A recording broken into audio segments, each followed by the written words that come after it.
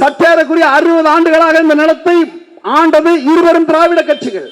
திமுக மாறி அண்ணா திமுக, அண்ணா திமுக மாறி திமுக, ரெட்டலை மாறி சூரியன், சூரியன் மாறி ரெட்டலை, மாறி மாறி மாறி மாறி 60 ஆண்டுகளாக இந்த நிலத்தை ஆண்டது இந்த பெருமக்கள் தான். இந்த 60 ஆண்டுகளில் இந்த எழும்பூர் பகுதியின் அடிப்படை சிக்கல்கள் தீர்த்த ஒரு பதிவு. இந்த வடகிழக்கு பருவமழை தொடங்கிவிட்டால் இந்த பகுதி முங்கும். 2 அடி 2 அடிக்கு தண்ணீர் தேங்கி நிற்குமே. உலகத்திலேயே கழிவு நீர் காவாவும் மழைநீர் காவாவும் ஒரே இதுல பாயக்கூடிய ஒரு நாடு, ஒரு நகரம் இருக்குன்னா அது தமிழ்நாடு, சென்னை தான். தமிழ்நாடு முழுக்க. வெளிநாடுகள்லாம் போனீங்கன்னா மழை நீருக்கு தனி காவா, சாக்கடை கழிவு நீருக்கு தனி காவா, இது ரெண்டும் ஒரே காவாயெல்லாம் போகுது. 60 ஆண்டுகளா இதை கூட மேம்படுத்தாத இந்த ஆட்சியில் இருக்கா நீங்கள் வாக்களிக்க போறீங்க.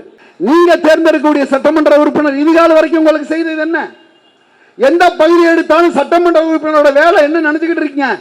கல்யாணத்துக்கு போறது, காது குத்துக்கு போறது, அந்த தொகுதியில் இளவுக்கு போறது, ஷாப்பிங் மால் திறக்க போறது, கல்யாண மண்டபம் திறக்க போறது, வீடு கிரகப்புற குடி, இதுக்கு மட்டும்தான் இந்த சட்டமன்ற உறுப்பினர்கள் பயன்படுகிறார்கள். அதல்ல, நாங்கள் அதுக்கு வந்தவர்கள் அல்ல. நாங்கள் மாற்றத்துக்கு வந்த பெருமக்கள். நாங்கள் ஆட்சி மாற்றத்துக்கு வந்த பிள்ளைகள் அல்ல. நாங்கள் அடிப்படை மாற்றம், அரசியல் மாற்றம், அமைப்பு மாற்றத்துக்கு வந்த பிள்ளைகள். நாங்கள் எல்லாரும் இலவசம். அப்பா 2000, சித்தப்பா 2000, தற்குறி தலைநகரம், பனை ஒரு பக்கா மாசு, பொடி மாசு, முட்டை கோசு, அந்த லூசு 2500. அனைத்து மகளிர்களுக்கும், அனைத்து இல்லத்தரசிக்கும் லூசு 3,25,00,000 பேர் இருக்கான். 2500 ரூபாய் வச்சோம்னா சற்றேறக்குரிய 90,000 கோடி ரூபாய் ஒரு ஆண்டுக்கு. ஐயும் போது 45, 4,50,000 கோடி ரூபாய் மட்டும் தேவைப்படுது. இந்த அனைத்து மகளிருக்கு 2,500 கொடுக்க 4,50,000 கோடி. தமிழ்நாடோட டோட்டல் ரெவன்யூ, தமிழ்நாடு அரசு வருவாய் மொத்தமே 4,32,000 கோடி ரூபாய் தான். இது அல்லாம அண்ணன் சீரு கல்யாண திருமணம் நடக்கிற அத்தனை பேத்துக்கு ஒரு பவுனுங்கிறது 1,20,000 ஆண்டொன்றுக்கு சராசரியா 10 லட்சம் திருமணம் தமிழ்நாட்டில் நடக்குது. எங்கன்னு வருதுக்கு காசு? அப்புறம் தாய் மாமன் சீரு, தங்கச்சி சீரு, நாத்துனா சீரு, கொழுந்தியா சீரு, ஓப்படியா சீரு, சக்களத்தி சீரு, எல்லா சீருக்கும் காசு எங்கன்னு வரும்? சொல்லுங்க பாப்போம். இந்த பணத்தை எங்க எடுப்பீங்க? இந்த வருவாய் எங்க எடுப்பீங்க? எப்படி எடுப்பீங்க? இதுக்கு பதில் உண்டா? இதுக்கு ஐயா விஜய் வருடத்துல பதில் உண்டா? தமிழ்நாட்டின் அரசு கடன் 1947 இந்தியா சுதந்திரம் அடைந்ததிலிருந்து 2021 வரைக்கும் 4,50,000 கோடி ரூபாய் மொத்த கடன். 71 ஆண்டுகள்ல தமிழ்நாடு அரசு வாங்கின கடன் 4,00,000 கோடி. கடந்த 5 ஆண்டுகளில் உங்கள் திராவிட முதலமைச்சர் ஐயா ஸ்டாலின் வாங்கின கடன் மட்டும் 5,50,000 கோடி ரூபாய். 71 ஆண்டுகளா வாங்கின கடன் 4,50,000 கோடி. இவர் வாங்கின கடன் 5,00,000 கோடி. சற்றேற குறைய 10,50,000 கோடி ரூபாய் கடன் தமிழ்நாட்டின் அரசு கடன் மட்டும் இருக்கு. ஆண்டொன்றுக்கு சராசரியா இந்த கடந்த 5 ஆண்டுகளில் ஐயா ஸ்டாலின் அவர்கள் வாங்கிய கடன் மட்டும் 1,10,000 கோடி ரூபாய். இதுக்கு இந்த 10,50,000 கோடி கடனுக்கு 80,000 கோடி ஆண்டொன்றுக்கு வட்டி மட்டும் கட்டணும். எங்க இருந்து வாங்குவான்? இந்த வரியை எப்படி வசூல் பண்ணுவான்? இந்த வட்டியை எப்படி கட்டுவான்? எல்லாம் மக்கள் தலையில தான். டாக்ஸ் டெரரிசம் பண்ணுங்க. தீவிரவாதங்கிறது எல்லையில துப்பாக்கி வச்சிருக்க தீவிரவாதம். சொந்த மக்கள் மேல வரியை போட்டு சாவடிக்கிறதும் தீவிரவாதம் தான். எதுல போடுவான்? Water tax, property tax, electricity tax, road tax, service tax, commercial tax, எல்லாம் செஸ் வரி, கல்வி முதற்கொண்டு எல்லாத்தையும் வரியை பூரா ஏத்தி உங்க தலையில இறக்கிடுவான். இன்னும் சிம்பிளா உங்களுக்கு விளங்குற மாதிரி சொன்னா, இப்ப 30,000 ரூபாய் பணம் இருந்தா ஒரு குடும்பம் நடத்தலாம் அப்படின்னு இருந்தீங்கன்னா, அப்படியே இது 60,000 ரூபாய் இருந்தா தான் ஒரு குடும்பம் நடத்த முடியும். எப்படி நடத்த முடியும்? யார் இடத்துல இருக்கு பதில்? இதுக்கு யார் இடத்துல இருக்கு பதில்? அப்ப திரும்பவும் நீங்க திமுகவுக்கே வாக்களிச்சீங்கன்னா இனி ஒரு 5 லட்சம் கடன் வாங்கி 15 லட்சம் கோடி ரூபாய் கடன் என்ன செய்வ? மூழ்கிற தமிழ்நாடு. எந்த திட்டமும் இல்ல. இந்த 5,50,000 கோடி ரூபாய் கடன் வாங்கினது வெள்ளை அறிக்கை தர முடியுமா? வெள்ளை அறிக்கை தர முடியுமா? அப்போலோ ஸ்டாண்டர்ட்ல மாவட்டத்துக்கு 2 மருத்துவமனை கட்டுறதுக்கு மொத்தமே 2,000 கோடி தாண்டா இளவு தேவை. ஒரு மாவட்டத்துக்கு 2,000 கோடி தான். ஆண்டொன்றுக்கு 52,000 கோடி ரூபாய் சாராயத்தில் மட்டும் இந்த அரசு சம்பாதிக்குது. மக்களுக்கு ஏதாவது திட்டம் உண்டா? ஒண்ணு சொல்லு பாப்போம். நீ பிறந்த இடத்துல இந்த எழும்பூர்ல இப்படிதான் இருக்கிற. எது இங்க மாறி இருக்கு? அடிப்படை கட்டமைப்பு வசதிகள் மாறி இருக்கிறதா? இல்லையே. நாங்க என்ன சொல்றோம்? இலவசத்தை முற்றுமுழுதாக நாம் தமிழர் கட்சி எதுக்குது. இலவசம் எம் இனத்தை, எம் நிலத்தை, எம் வளத்தை அளித்த ஒற்ற சொல் இலவசம். அதை தொட்டச்சேரி நினைக்கிறாங்க. கல்வி, கல்விக்கேற்ற வேலை, வேலைக்கேற்ற சம்பளம், சம்பளத்தை வைத்து வாழக்கூடிய ஒரு பெருமை மிகு வாழ்வை உருவாக்குவதுதான் நாம் தமிழர் கட்சி இங்கே நிற்கிறது, பேசுகிறது. எங்கள் நிலத்தை நாங்கள் ஆள வேண்டும், அதுதான் எங்கள் கோட்பாடு. வந்தவரெல்லாம் வாழ வைத்தது போதும், இனி எம் சொந்தவரை மட்டுமே ஆள வைப்போம் என்ற முழக்கத்தோடு வந்து நிற்கிறோம். இப்ப தற்கூரி நாங்க ஏன் விஜய் இவ்வளவு தீவிரமா அடிக்கிறோம் உங்களுக்கு தெரியுதா? எதுக்காக விஜய் அடிக்கிறான்? யாருக்கு யாரா தலைவன்? அப்பங்கிறவன் பெத்தவனா இருக்கணும், தலைவங்கிறவன் எங்க ரத்தவனா இருக்கணும்டா. அவன் தான்டா தலைவன். கண்டவனை பூரா வந்தவனை பூரா தலைவனா ஏற்றி வச்சு வாழக்கூடிய ஒரு ஈன சமூகம் என் தமிழ் சமூகம் மாறிடுச்சு. யாருக்கு யாரா தலைவன்? இந்த தினம் இப்பதான் முழிச்சிருக்கு. சோம்பல் போர்வையில் சொக்கி கடந்த என் தமிழ் சமூகத்தை எழுப்புறதுக்கு ஒருவன் தேவைப்பட்டான். நாடாரா, உடையாரா, கல்லரா, மரவரா, அகமுடியாரா, பல்லரா, பறையரா, சக்கிலியாரா, சாணரா, முதலியாரா, மூப்பனரா, படையாச்சியா, கவுண்டரா, புள்ளியா, செட்டியா, இந்துவா, முஸ்லிமா, கிறிஸ்தவனா பிரிந்து கடந்த தமிழ் சமூகத்தை நாம் தமிழர்கள் என்ற ஓர்மையில் ஓர்மித்த சீமானம் நாம் தமிழர் கட்சியோட சாதனை. ஆதி பார்த்து நீ எனக்கு ஓட்டு போட்டாதான் ஓட்டு தீட்டுன்னு சொன்னான்டா. சாதி பார்த்து நாங்க பழக மாட்டோம், சாதி பார்க்கிறவனோட பழகவே மாட்டோம்டா. நாங்க எப்படி நாங்க எங்களை போய் சொல்ற கட்டா திராவிடம் ஐயா அண்ணன் தம்பி பிரசன்னா வருவாரு, சமூக நீதி, சாதி ஒழிப்பு எல்லாம் பேசுவாரு. என்னடா சமூக நீதி? என்ன 1949 திமுக கட்சி ஆரம்பிச்சது, இந்த நொடி வரைக்கும் சமூக நீதி நீ சரியா செஞ்சு சொல்ற. நாம் தமிழர் கட்சி நாங்க கச்சை கழிச்சு வெளியே போற சொல்றா பார்ப்போம், சரியான சொல்றா பார்ப்போம். என்னடா சமூக நீதி? தமிழ் சமூகத்தால் புறக்கணிக்கப்பட்ட சாதி உங்களுக்கு தான் தெரியாது, மறந்துருப்பீங்க. ஆசாரி, பண்டாரம், குயவர், நாவிதர், வண்ணார், குதிரை வண்ணார், இப்படி தமிழ் சமூகத்தில் சிறு சிறு சமூகமாக இருந்தான். 26 லட்சம் பேர் இருக்கான் நம்ம ஆசாரி. நம்ம ஆசாரி 26 லட்சம் பேர் இருக்கான். பண்டாரம் 18 லட்சம் பேர் இருக்கான். நம்ம ஆளு 11 லட்சம் பேர் இருக்கான். நம்ம குயவன். இவனுக்கெல்லாம் என்றாவது ஒரு நாள் இந்த சமூக நீதி காத்த திராவிட முன்னேற்ற கழகம் சட்டமன்றத்தில் வாய்ப்பு கொடுத்துச்சாடா? இல்லையே. நீ கொடுக்கல. லெஜிஸ்லேட்டிவ் நீ எம்எல்ஏ சட்டமன்றத்துக்கு நீ கொடுக்கல, பாராளுமன்றத்துக்கு கொடுக்கல. அயோக்கிய பெயரால் உன் கட்சியில ஒரு மாவட்ட செயலாளர், ஒரு நகர செயலாளர், ஒரு ஒன்றியம், ஒரு வார்டு கவுன்சிலர், ஒரு கிளை பகுதி செயலாளர் கூட இவங்க யாருமே இல்லடா.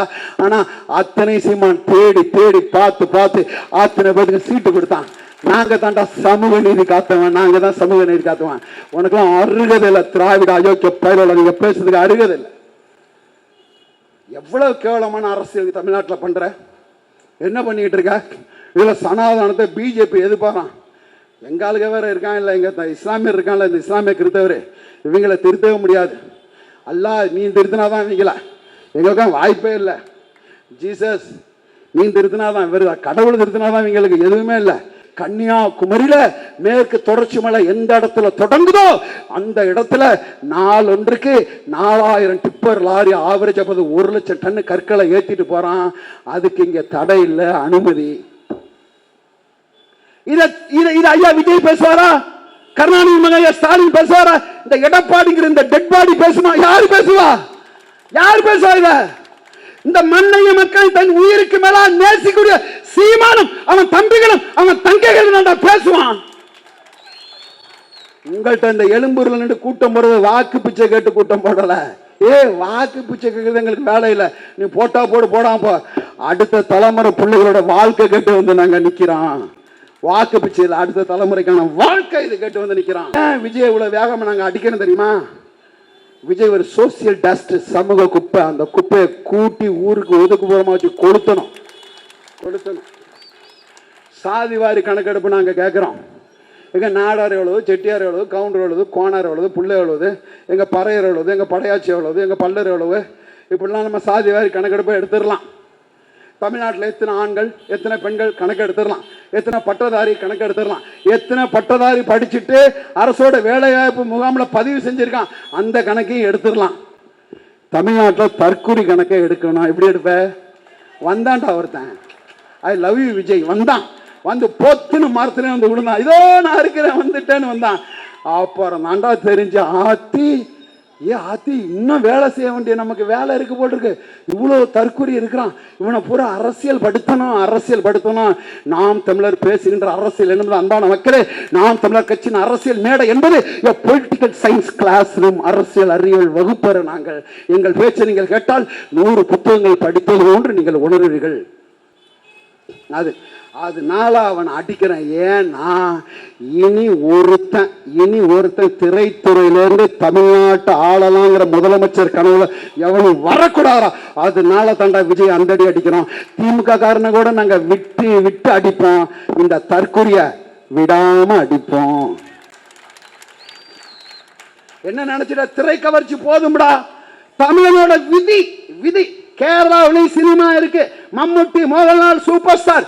ஒரு வார்டு கவுன்சிலரா கூட நின்று வெல்ல முடியாதா. மானம் மலையாளத்தான். அரசியல் வேற, சினிமா வேறம்மா. அவர் மம்முட்டியோ மோகன்லால் வந்தா எந்தனா வருது நடியான நீங்கள் எந்தனா நாட்டை பறிக்கானு இங்கோட்டு வருதுண்டோ கேட்பானே. மானம் மலையாளத்தான். இங்க 10 படம் நடிச்சிட்டு 5 படம் ஹிட் ஆயிட்டா போதும், தமிழனுக்கு மண்டை நட்டுக்கிட்டு தலைவா வா வா வா, தமிழ்நாடு தரிசா கிடக்கு. இந்த ஈனப்பைய கூட்டம் இந்த புத்தியெல்லாம் மாத்தணும் இல்லையா? உழுது போட்டு விதைக்கிற வேலையை தாண்டா நாம் தமிழர் கட்சி செய்து, விதைத்த விதைகள் விதைத்தவன் உறங்கி விடுவான். இந்த விதைகள் உறங்காதப்பா, நாங்கள் விதைத்து கொண்டே இருப்போம். முளைத்தால் மரம், இல்லையால் மண்ணுக்கு உரம் என்கிறார் எங்கள் பெரியார் நம்மாழ்வார். 8ஆம் வகுப்பு 9ஆம் வகுப்பு 10ஆம் வகுப்பு படிக்கிற பையன் மது அருந்துட்டா கூட பிரச்சனை இல்லை. இந்த கட்டை வர சைஸ்ல ஒரு தலைவாணி ஒன்று இருக்கு, அதுக்கு பேர் என்னடா தம்பிலா? நம்ம தலையை வச்சு படுக்கிற தலைவாணி அல்ல, நாக்குக்கு கீழே ஒரு தலைவாணி வைக்கிறாங்க இந்த சின்ன பேர். இந்த கட்டை வர சைஸ்ல இந்த தலைவாணியை நாக்கில் தூக்கி கீழே வச்சுட்டு வந்து கிளாஸ் ரூம்ல வகுப்பறையில உட்காந்துடுறான். உட்கார்ந்து எப்படி இருக்கான்? ஐயோ நீங்க அசந்து போயிருவீங்க. அவன் அந்த வாத்தியார் எங்க ப்ரொஃபசர் பாடம் நடத்துவாரு, இவன் அப்படியே அவருக்கு பயங்கர மகிழ்ச்சியா இருக்கும். என்னடாப்பா வேற லெவலா இருக்காங்க, என்ன மாதிரி உன்னிப்பா கவனிக்கிறான், இவ்வளவு கவனமா கவனிக்கிறான. இல்லடா, உள்ள அவன் வேலை செஞ்சுக்கிட்டு இருக்கிறான்டா, பிள்ளைக்கு வேலை செய்யறான். ஒரு மகன் தாண்டா சொன்னான், நான் ஆட்சி அதிகாரத்துக்கு வந்தால் இந்த சாராய கடை இழுத்து மூடுவேன் என்றான். நீங்கள் யாருக்கு வாக்களிக்க வேண்டும்? இந்த சிக்கல்கள் எல்லாம் நாம் சரி செய்ய வேண்டும் என்றால் அதிகாரம் தேவை. எல்லா துன்ப பூட்டுகளுக்குமான திறவுகள், எல்லா சிக்கலுக்குமான திறவுகள் அரசியல் ஆட்சி அதிகாரம் என்கிறார் புரட்சியாளர் அண்ணல் அம்பேத்கர். அந்த ஆட்சி அதிகாரத்தை தாண்டா நாங்கள் கேட்டு வந்து நிற்கிறோம். அதிகாரத்தை தந்துவாரு. மக்கள் மன்றத்தில் இப்படி பேசக்கூடிய நாங்கள் சட்டம் ஏற்றக்கூடிய சட்டமன்றத்துக்கு சென்றால் நாங்கள் என்ன செய்வோம் பாரு. பாலுக்கு அழாத குழந்தை, கல்விக்கு இயங்காத மாணவன், வேலைக்கு அலையாத இளைஞன், அதுதான் என் கனவு இந்தியா என்று முழங்கியவன் 21 வயசு தன் தலையை இந்த நாட்டின் விடுதலைக்கு கொடுத்த பகத்சிங்கின் கனவு, அந்த கனவு அப்படியே இருக்கிறதப்பா. அதை மாற்றுவதற்கு இந்த பிள்ளைகள் நாங்கள் வந்திருக்கிறோம். நாமே மாற்று, நாம் தமிழரே மாற்று என்ற முழக்கத்துடன் உங்கள் வந்து நிற்கிறோம். நாங்கள் எங்களை உன்னிப்பாக பாருங்கள், என்ன பேசுகிறோம் இந்த பிள்ளைகள் என்று பாருங்கள். எங்களுக்கு வாக்களிக்காமல் இந்த திருட்டு திராவிட கூட்டத்துக்காக நீங்கள் வாக்களிக்க போகிறீர்கள்? நினைச்சு பாருங்க. காசு இருந்தா என்னத்தை வாங்குவ? பொருள் வாங்குவ. 7 பொலிட்டாயிருச்சு. நஞ்சு, நிலம் நஞ்சு, நீர் நஞ்சு, காத்து நஞ்சு, எல்லாம் நஞ்சா போயிருச்சு. தாய்ப்பாடுல 2.5 PM மைக்ரோ பிளாஸ்டிக் தாய்ப்பால்ல இருக்குடா. தாய்ப்பால்ல பிளாஸ்டிக் வந்துருச்சுடா. எவ்வளவு மோசமா அந்த நாடு போயிட்டு இருக்குன்னு பாருங்க. இந்த சிக்கல்களுக்கெல்லாம் உங்களுக்கு ஒரு தீர்வு தான் இருக்கிறது.